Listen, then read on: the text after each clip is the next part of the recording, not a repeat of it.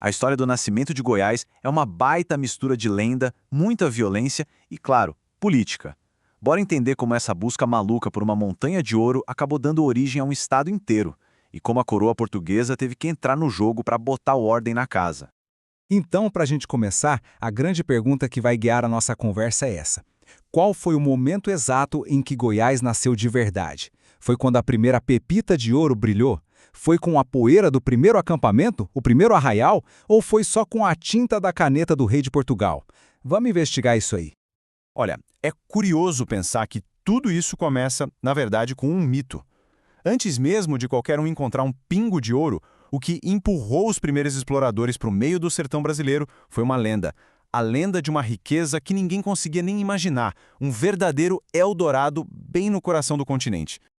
E essa lenda tinha nome: Sabarabuçu.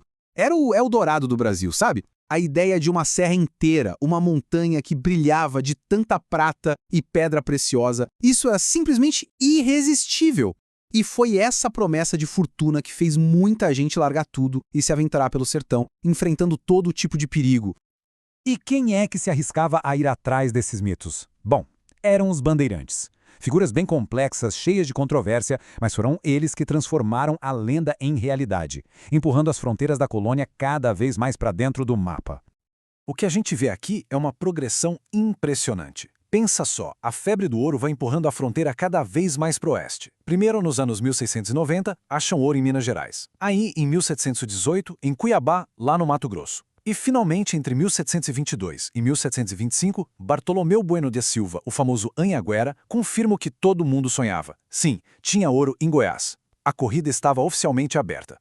E essa história do Anhanguera é famosa, e não é à toa. Para conseguir a informação que ele tanto queria, ele usou uma mistura de esperteza e pura intimidação. Ele pegou uma tigela, botou cachaça, ateou fogo e ameaçou os indígenas, dizendo que ia botar fogo nos rios deles se não contassem onde estava o ouro. Esse truque rendeu a ele o apelido de Anhanguera, que em tupi significa diabo velho. É um episódio que mostra bem a tensão e a violência que marcaram esse período. Pois é, onde tem ouro, gente brota. E muito rápido, viu? A notícia das descobertas se espalhou que nem fogo em palha seca. E logo os primeiros acampamentos começaram a surgir, dando forma a uma sociedade completamente nova, bem diferente da que existia lá no litoral. E o marco zero dessa ocupação toda foi o Arraial de Santana, que um dia viria a ser a cidade de Goiás.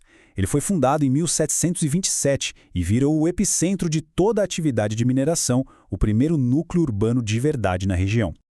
Mas olha, a vida ali estava longe de ser um conto de fadas. A expectativa era de ficar rico, rápido e fácil. A realidade era um povoamento totalmente desordenado, instável e extremamente violento. As pessoas não criavam raízes, sabe? Elas seguiam o ouro. Quando o ouro de um lugar acabava, o arraial inteiro podia se mudar ou simplesmente sumir do mapa.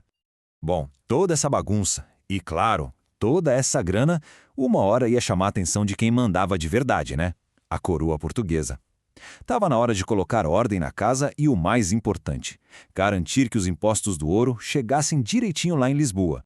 Para a gente entender a jogada da coroa, a gente precisa saber rapidinho o que era uma capitania. Era basicamente o jeito que Portugal dividia e administrava o Brasil para ter mais controle. Cada capitania tinha um governo que respondia direto ao rei. Simples assim. E a lógica por trás disso é bem direta. Olha só. Primeiro, descobriram o ouro. Isso levou a um povoamento caótico, sem regra nenhuma. Para a coroa, isso era uma chance de lucrar, mas também um problemão de controle. Qual foi a solução? Transformar aquela região numa unidade administrativa oficial, ou seja, criar uma capitania. E aí a gente chega na data-chave de tudo, 1744. É nesse ano que a coroa portuguesa bate o martelo e assina o decreto que separa Goiás de São Paulo. Oficialmente, esse é o nascimento político de Goiás, uma decisão tomada por um motivo muito claro: ter mais controle sobre a região mineradora e, óbvio, garantir a cobrança de impostos. E o que era papel virou realidade em 1749.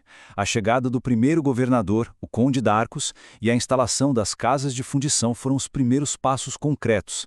A partir daquele momento, todo o ouro que era tirado da terra tinha que passar pelo controle do governo, para ser pesado, para ter o imposto cobrado, o famoso quinto, 20%, e para ser transformado em barras oficiais. Mas a gente sabe, né? O ciclo do ouro foi super intenso, mas, como todo ciclo, teve um fim. E o que será que aconteceu depois que o brilho do metal precioso começou a se apagar, hein? E foi tudo muito rápido. O pico da produção de ouro foi ele por volta de 1750, bem no comecinho da exploração. Não deu nem 30 anos, e lá para 1778, a queda já era gigantesca. O motivo era simples. O ouro encontrado era o de aluvião, aquele mais superficial, que fica nos rios, e ele simplesmente acabou. Com o fim do ouro, a região teve que se reinventar completamente. As vilas de mineração foram se esvaziando e a população se espalhou pelo campo tentando sobreviver da agricultura e da criação de gado. Esse esvaziamento deu início a um longo período de isolamento para Goiás, mas foi justamente isso que acabou moldando a identidade que a gente conhece hoje, uma identidade muito forte, ligada à terra, ao campo. E com isso, a gente volta para a nossa pergunta lá do início. O nascimento de Goiás não foi um momento só, né? Foi todo um processo. Da lenda à realidade, do caos ao controle da coroa. O ouro foi embora, mas as cidades históricas, as tradições, a própria estrutura social do Estado, tudo isso é um eco direto daquela época. Fica a reflexão. Que outras marcas desse período tão frenético a gente ainda consegue enxergar na identidade goiana de hoje em dia?